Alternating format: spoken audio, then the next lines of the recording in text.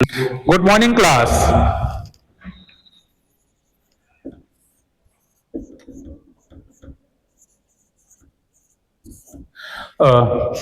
In this class, we will discuss about the subject for electrical power transmission and distribution. We discuss firstly with the first unit. The unit first having the first topic, that is the basics of electrical. Yeah, we can ignore topic electrical, but basic of transmission and distribution.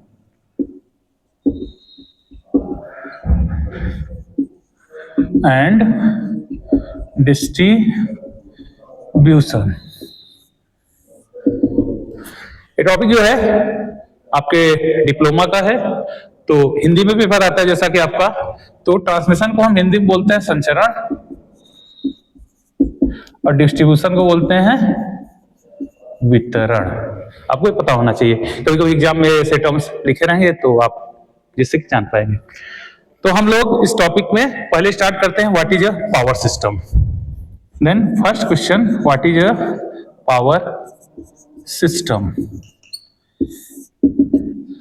This topic comes under the power system. We can say या power system is defined as generation of power, transmission of power, and distribution of power. Then we can say power system consists generation,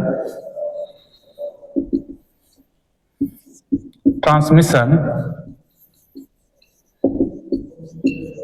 and distribution. ये तीन part जरूर हैं, लेकिन ऐसे नहीं है कि पावर सिस्टम के तीन कंपोनेंट है, तीन पार्ट, ये एक दूसरे से जुड़े हुए हैं। तो सबसे टॉप मोस्ट पे जनरेशन होता है, फिर ट्रांसमिशन होता है, फिर डिस्ट्रीब्यूशन होता है। जनरेशन के कई सारे मेथड्स हैं, जिनको हम कह सकते हैं कन्वेंशनल मेथड और नॉन कन्वेंशनल मेथड।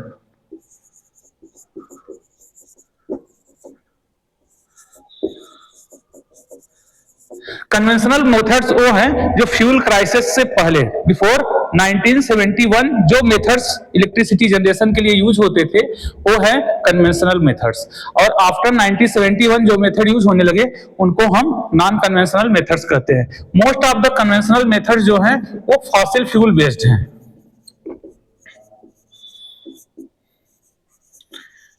और इसमें हाइड्रो प्लांट भी आता है। नॉन कन्वेंशनल में मोस्टली जो प्लांट्स हैं वो रिन्यूएबल एनर्जी बेस्ड हैं। तो जनरेशन हो गया, जनरेशन के बाद हम क्या करते हैं, ट्रांसमिशन करते हैं। जनरेटर से ट्रांसमीटर जो है ट्रांसमिशन होता है with the help of wires. दो तरीके के ट्रांसमिशन है, एसी और डीसी। उसके बाद होता है डिस्ट्रीब्यूशन। डिस्ट्रीब्यूशन जो है मतलब पावर टू कंज्यूमर्स।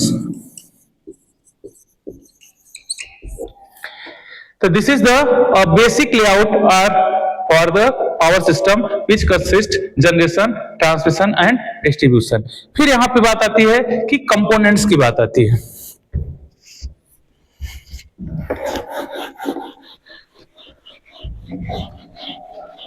यहां पे एक बहुत इंपॉर्टेंट कंपोनेंट है जिसको हम बोलते हैं ट्रांसफार्मर।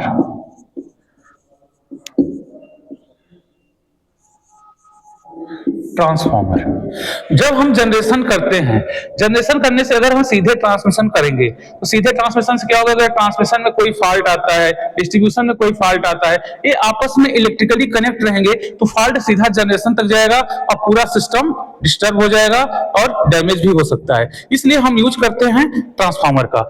एक तो ट्रांसफार्मर के यूज करने का मेन मोटिव है आइसोलेशन करता है, और दूसरा है ये पावर को डिफरेंट लेवल, वोल्टेज और करंट के डिफरेंट लेवल पे ट्रांसमिट करता है। जैसा कि आपने मशीन में ट्रांसफार्मर के बारे में पढ़ा होगा। आइसोलेशन क्यों कर पाता है, क्योंकि ट्रांसफार्मर जो है इलेक्ट्रोमैग्नेटिक डिवाइस है। जैसे कि हम लोग जानते हैं, आपने पढ़ा हो, थोड़ा सा रिवाइज करने। अगर हम बात करें प्राइमरी है ये सेकेंडरी, तो ट्रांसफार्मर का इनपुट आउटपुट प्राइमरी और सेकेंडरी एक दूसरे से डायरेक्टली कनेक्ट नहीं होते, मतलब इलेक्ट्रिकली कनेक्ट नहीं होते, ये कोर के थ्रू कनेक्ट होते हैं, मैग्नेटिकली कनेक्ट होते हैं। तो यहां पे हम क्या करते हैं, जब भी जनरेशन करते हैं, जनरेशन के बाद हम एक ट्रांसफार्मर लगा देते हैं। ट्रांसफार्मर को बॉक्स से न दिखा के हम ऐसे सिंबल दिखा सकते हैं। तो यहाँ पे जनरेशन पे जो ट्रांसफार्मर यूज होता है वो स्टेप अप होता है। अब स्टेप अप क्यों करते हैं, क्योंकि जनरेशन जो होता है वो 11 केवी पे होता है। ज्यादातर जो जनरेटर हैं वो 11 केवी पे ही है।